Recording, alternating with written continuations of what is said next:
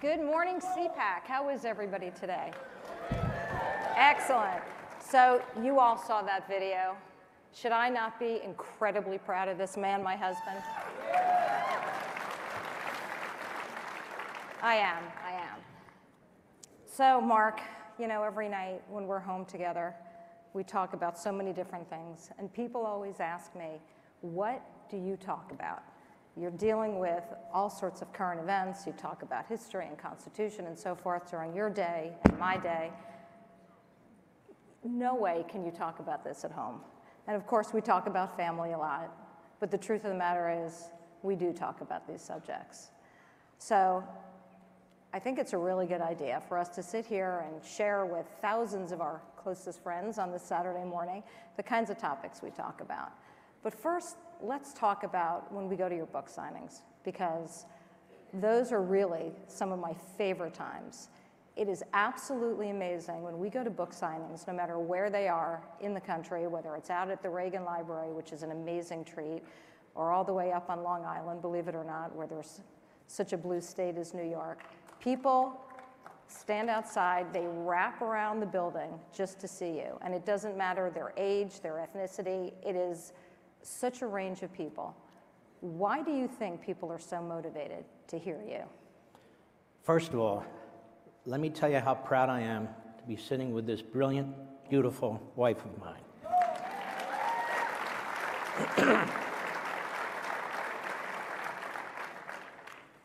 I think there's still millions of Americans who love their country, who love their freedom, who love their Constitution, and they see it being eroded. There are millions of Americans who are looking at TV and they can't believe what they see. There's millions of Americans who believe in all the amendments to the Constitution and the entire Constitution. And they are sick and tired of people, self-appointed media types, the left, the Democrat Party, tenured Marxist professors telling us what's wrong with America when we know, as a matter of fact, through our ancestors, and many of you have fought for this country, that this is the greatest place on the face of the earth, not because we say it, but because it is. Hallelujah. Absolutely. I mean, when I write my books, look, I don't get much sleep. You may have noticed that. I can attest to that. She can attest to that. Neither do I then. When I write these books, I'm writing these books to try and explain American history, to try and explain the philosophy behind our principles, to try and excite Americans to the cause. And let me tell you what the cause is. The cause is nothing less than saving this republic. We are at a precipice right now. We're at a precipice right now. We have a president of the United States who I don't think is a philosophical conservative, but he does conservative things. And he is a president who sees the danger of the left. We have a president who understands North Korea, Iran, China, Russia, like no previous president since Ronald Reagan. We have a president who understands the cradle of human existence, where it came from, Israel, Jerusalem, the Middle East. And you have a president who has said, like no other president, Jerusalem is the capital of Israel, and by God, I'm saying it's the capital of Israel. And not only that, I'm putting that embassy there, and I'm putting it there in May on their 70th anniversary, whether the Palestinians like it or not.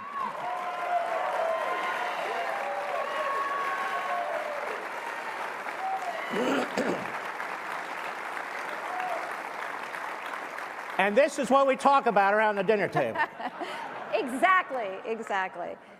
All right, so let's talk about Israel here for a moment. I can't take my eyes off of her. So, no, seriously.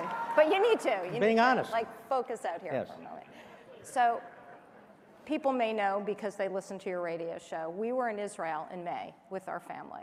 And it was the most amazing experience. We had a bus. It was all 11 of us just seeing the country from head Wandering to toe. Jews in Israel. Exactly. You had never been to Israel, and before you went, people would say to you, Mark, I can't believe you've never been to Israel. And they'd say to me, Mark's never been to Israel. He needs to go. We went.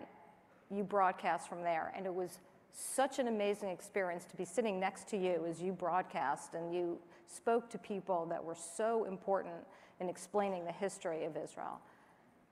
But I want you to share with everyone here what you thought it would be like going to Israel, and then actually what it was like when you were there.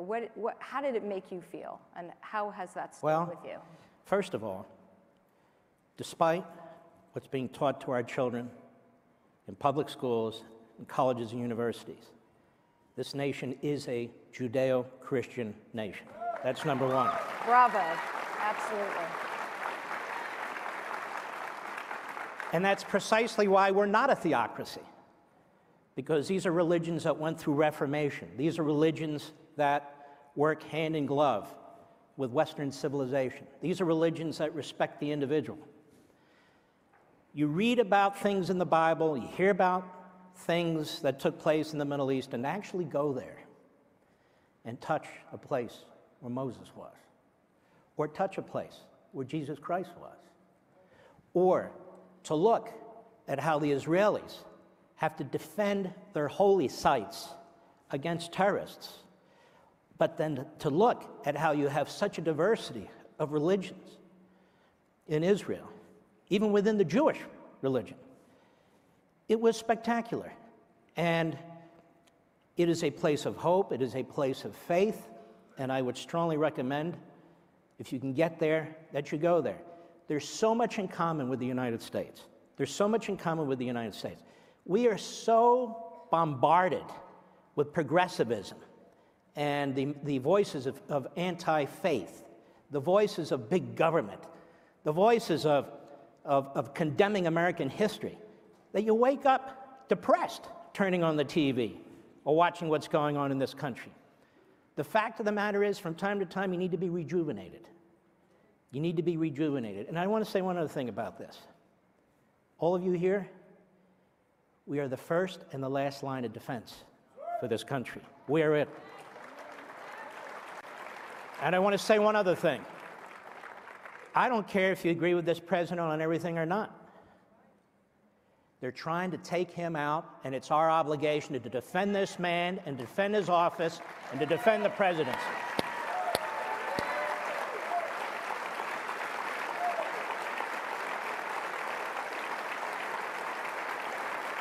And I must tell you,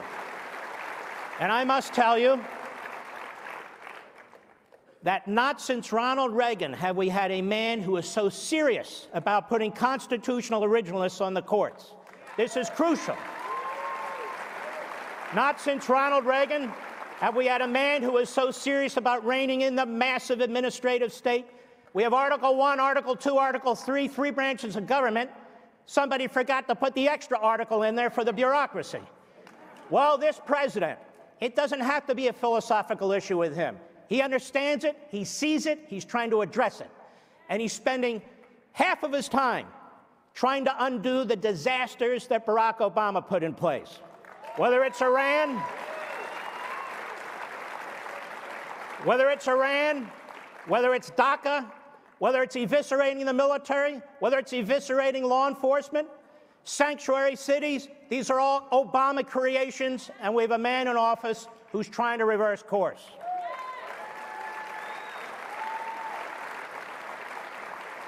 And this is what we discuss at breakfast. Exactly. We haven't even gotten to lunch when we eat lunch, which is pretty rare that we get a chance to do that. So you just talked about and said a lot of things, and I'm trying to think in my head how to organize, the follow-ups, because there's so much material here, and we don't actually have that much time left. We all talk a lot about the Constitution.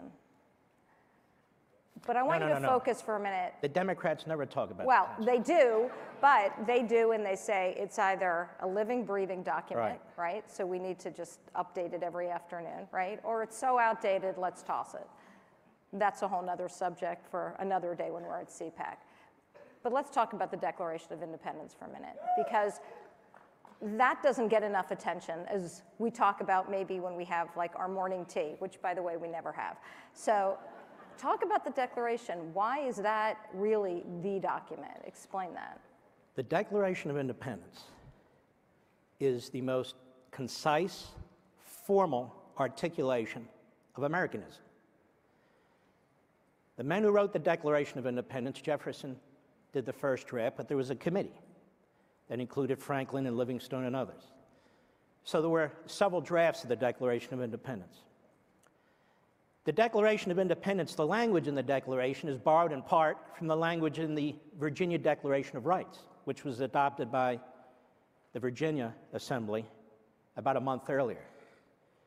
Both documents are based significantly on the Second Treatise of Government, written by John Locke, who was a great writer of the Enlightenment. And John Locke was asked, when he talked about liberty, the civil society, respect for the individual, all these things that are articulated in the Declaration, he said, well, where can this take place? You know, it's not Europe or anything like that. And he said specifically, that place, America, over there, that's where it can happen. Well, why did they say? Because it's a clean slate. Every time you hear people say, well, in Australia they do this with guns, and in Scandinavia they do this with taxes, and in Europe they do this with health care. No. We're America. We're different. We don't have all their baggage. And we want to be different. And we want to be different. We want to be different. And it's very interesting.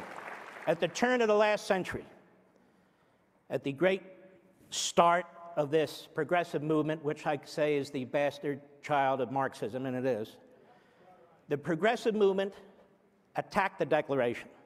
Its intellectuals attacked the Declaration. When President Obama used to cite the Declaration, he took out the parts about God. The Declaration talks about natural rights, God-given natural rights. You know who else talked about that? Aristotle, Cicero, Sidney, on and on and on. The great minds of democracy, the great minds of liberty. How can it possibly be that in the United States, we understand right from wrong? France, you understand right from wrong. You don't get right from wrong from government. You get it from somewhere else. How do you know about morality? Benjamin Franklin, right over here.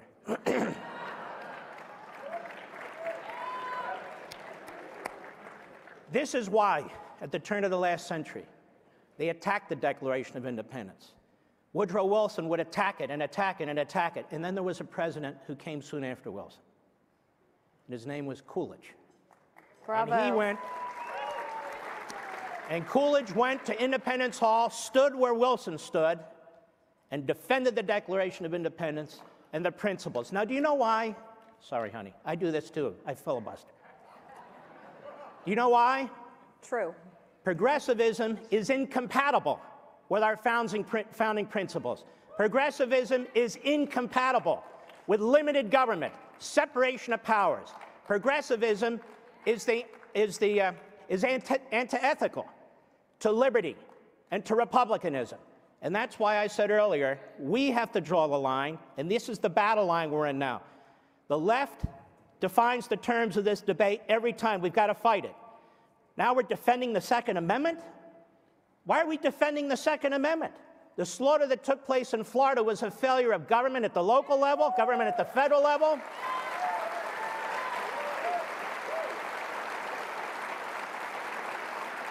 And while we're defending the Second Amendment, we have to defend our right under the First Amendment to have a different view than those who are attacking the Second Amendment. And the irony is, they don't give a damn about the Constitution or any of the amendments. They talk about, we need common sense reform.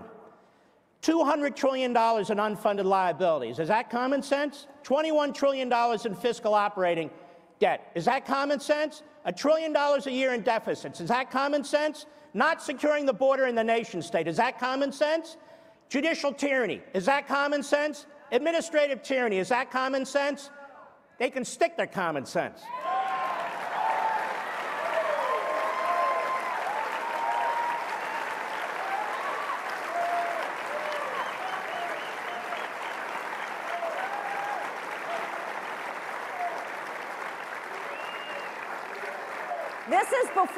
This is before we've even had dessert, folks. So you can imagine where we go from there. But we never miss dessert. Yeah, exactly. That's extremely important. You talked about the amendments, Second Amendment, and that has had a lot of conversation lately. The other thing you talk about, because the left always says, we don't need this, we don't need that.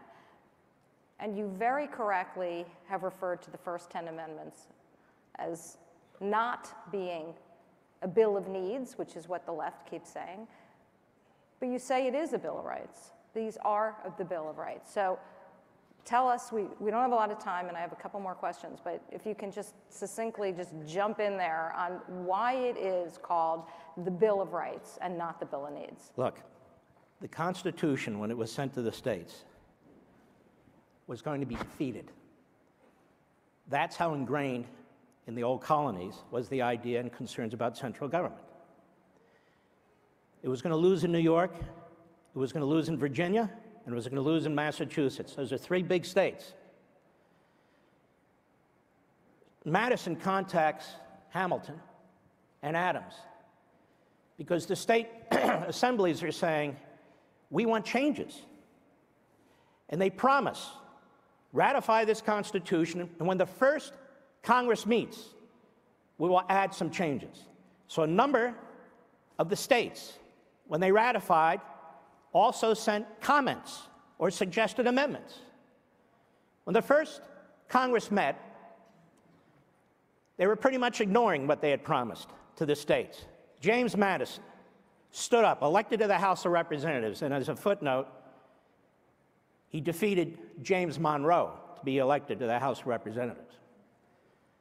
He stood up on the House floor and he said, we made a promise and we need to carry through on this. Long story short, he headed a committee. They came up with 17 amendments. They sent it to the Senate.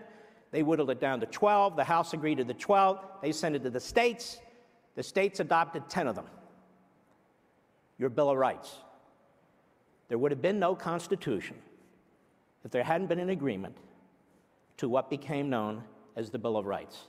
And really what we ought to call it is the Bill of Individual Rights. They're Exactly. individual rights. They're your rights. Of course, Nancy Pelosi and everybody on Capitol Hill think it's their individual rights to be well guarded, to have all the police escorts, to have the motorcades, the same with Hollywood, right? But everybody here, we don't get those same rights. We don't need the guns, we don't need this, we don't need that. So that's how they always And this idea that now we debate the Bill of Rights as if we're debating some regulation. Well, you don't need this and you don't need this. That's why for years I've been saying it's the Bill of Rights, it's not the Bill of Needs. And it's very, very interesting to me. So let me get this straight. The only part of the Bill of Rights that is sacrosanct, that is pure, that cannot be addressed ever is freedom of the press. All the rest of it's up for grabs. And then they tell you, we only had muskets when we had a Second Amendment. Well, we only had pamphlets when we had the First Amendment adopted too. So should we get rid of network TV? Should we get rid of all these things? How moronic.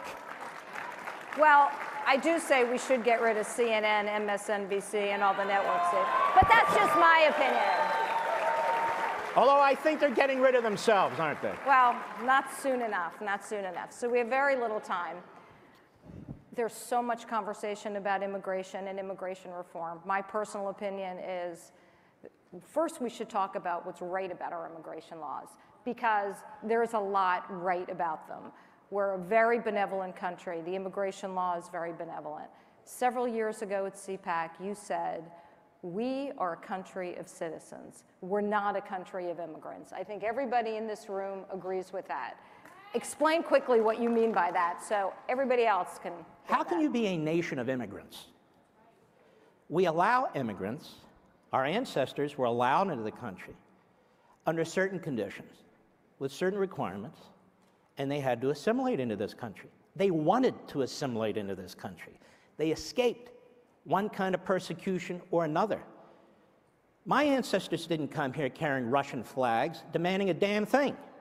They came in here and they got freedom, and that's what they wanted, and that's what they got. And they wanted to learn English, they wanted to assimilate into the society, they wanted to be a part of the culture. Instead, we actually have members of Congress who defy the citizenry, a nation of citizens, not immigrants, who defy the citizenry, who defy their own constituents. They spend more time debating the fate of illegal aliens than they spend debating the fate of the American citizen. And so years ago, right here at CPAC, I said, we have dreamers too, you know. Those are our kids. No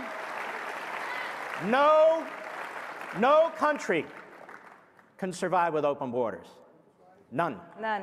No country can survive without its culture. No country can survive without assimilation. We have a big problem in this country. Not only isn't the Constitution taught in school in English, how do you expect people to understand it if they don't adopt English in the first place?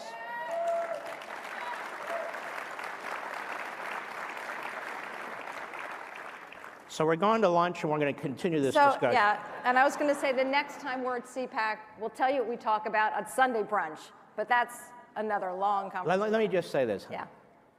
Let me tell you what a blessing and honor it is to be here every year, to be here with you folks who travel here from all over the country. Let me also tell you, there is hope. It's a very difficult battle. It's a daunting battle, considering how many instrumentalities of society and government the left controls. But we stand together. There are tens of millions of us who are true believers in this nation. And let me tell you something. We do have a president of the United States. You can say what you will, who loves this country, who loves its history, who loves its people, and we need to stand with him because, again, they want to take him out over our dead bodies.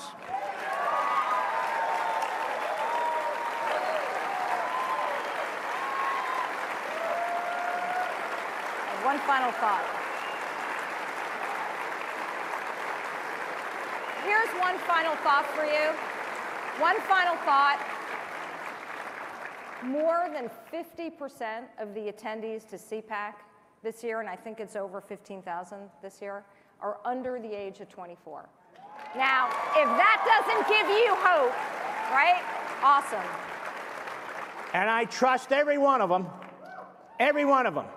with an AR-15. Exactly. What do you think about that? Exactly.